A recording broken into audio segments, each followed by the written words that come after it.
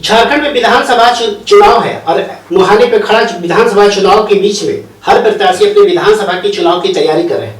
ऐसे में हम राजधानी से सटे हुए कांके विधानसभा की में हैं हम, और कांके विधानसभा के भावी प्रत्याशी हैं हमारे चंदन बैठा जी। चंदन बैठा जी कांके विधानसभा के लिए लगातार तैयारी कर रहे हैं और जनता के बीच में हैं। जानेंगे कि अब कांके विधानसभा की तैयारी किस तरीके से है। सबसे पहले चंदन जी, आपका इंडिया वॉइस में स्वागत है। बहुत बहुत धन्यवाद। पहले तो मैं इंडिया वॉइस का बहुत बहुत धन्यवाद करना चाहूँगा।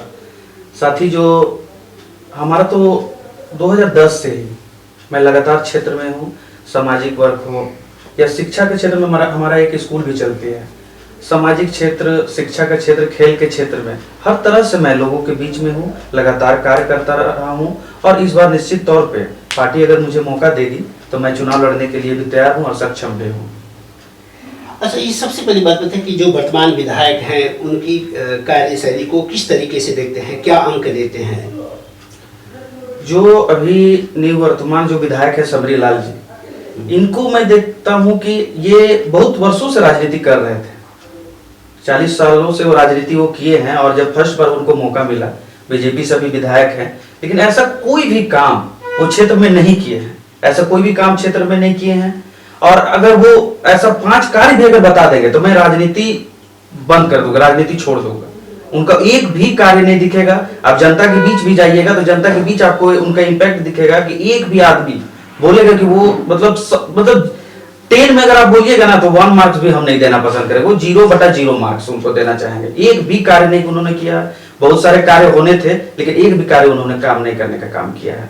क्या लगता है कि अब जो कांके विधानसभा की जो सियासत फिजा है वो बदलेगी, बदलाव की ओर है?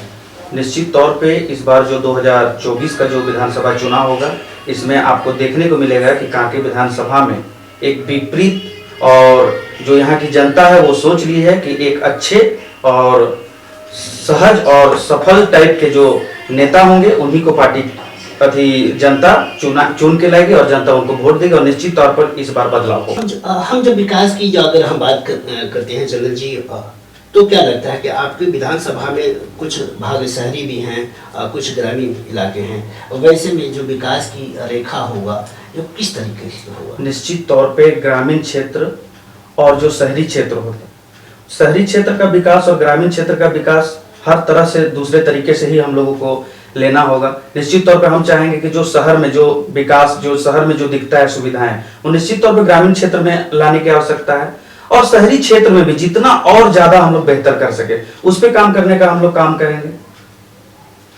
तो क्या लगता है कि इस विधानसभा के चुनाव में जिस प्रकार से जो प्रत्याशी अपने को कितना मजबूत मानते हैं आप? मैं बहुत मजबूत मानता हूं अपने आप को निश्चित तौर पे, और मैं अपने आप को मजबूत नहीं मानता हूं। यहाँ की जो क्षेत्र की एक एक जनता है वो हमारे साथ है, चाहे एक एक हमारी माताएं, बहनें, भाई, बंधु, मेरे दोस्त, जितने भी मित्र वगण हैं, जितने अभिभावक गण हैं, जितने क्षेत्र में हम लोगों ने काम किया है, चाहे मेरे पिताजी के समय का हो से ही हम के लोग को भी बोलेंगे, उन लोग का भी सहयोग हमारे साथ है। ना जाने कितने लोग हमको डेली फोन करते हैं, सैकड़ों लोग, कि आप चुनाव लड़ रहे हैं ना, लड़िए आप चुनाव, हम लोग सहयोग करने के लिए तैयार हैं। क्योंकि वो लोग जानते हैं कि एक विकास का जो पहिया है वो नौजवान, हमारी कांग्रेस पार्टी में भी स्वयं हमारे जो राष्ट्रीय नेता राहुल गांधी जी, उन्होंने ही बोला है कि युवाओं को हम लोग मौका देने का काम करेंगे। और निश्चित तौर पे मुझे विश्वास है कि हमारी पार्टी अगर देखेगी और अगर मुझे मौका देगी तो निश्चित तौर पे मैं उनके विश्वास में खरा उतरने का काम करूँगा। चंदन जी, आप 40 साल से अधिक आपके परिवार से राजनीतिक की विरासत है, क्या लगता है कि इस विधानसभा चुनाव में उन विरासतों का लाभ आपको मिल पाएगा? निश्चित तौर पे बहुत सारे जो हमारे पिताजी, पूजनीय पिताजी जो हैं, उनका बहुत सारा स्टार्टअप किया हुआ है। यहाँ ना जाने कितने गांव, ऐसे गांव थे आप अगर देखेंगे जहां जाने के लिए अगर पानी आ जाता था और पानी जैसे बढ़ रहा है तो आदमी या तो साइकिल है या कुछ चीज जाते थे तो सब जगह छोड़ देते थे और पैदल जाना पड़ता था।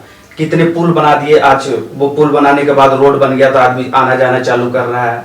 कृषि के क्षेत्र में देखिएगा, बिरसा एग्रीकल्चर में ना जाने कितने काम पापा के द्वारा हुआ है। रिम्स में आप जाइएगा, रिम्स में आपको बहुत सारे काम आपको देखने मिलेगा कि पापा कितने काम कराए हैं। बहुत सारे वर्क जो है, रोड हो, नाली हो, शहरी क्षेत्र में आप जाइएगा, शहरी क्षेत्र में भी काफी सारे काम करने का काम किए हैं।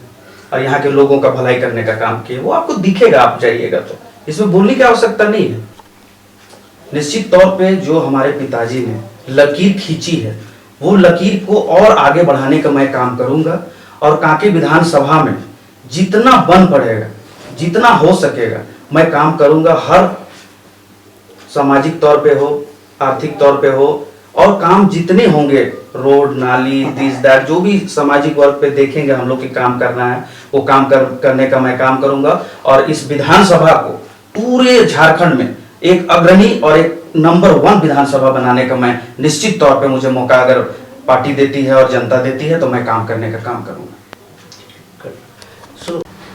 तो ये थे चंदन बैठा जी, जो कांके विधानसभा के भावी प्रत्याशी हैं और वो चुनाव की तैयारी कर रहे हैं। और उन्होंने साफ तरीके से कहा कि जो कांके विधानसभा की जो रेखा होगी, विकास की जो खींची जाएगी, लकीर जो खींची जाएगी, वो किसी शहरी क्षेत्र से कम नहीं होगा। फिर हम अगले किसी खास नए मेहमान के साथ जुड़ेंगे। तब तक के लिए मुझे इजाज़त दीजिए। नमस्कार।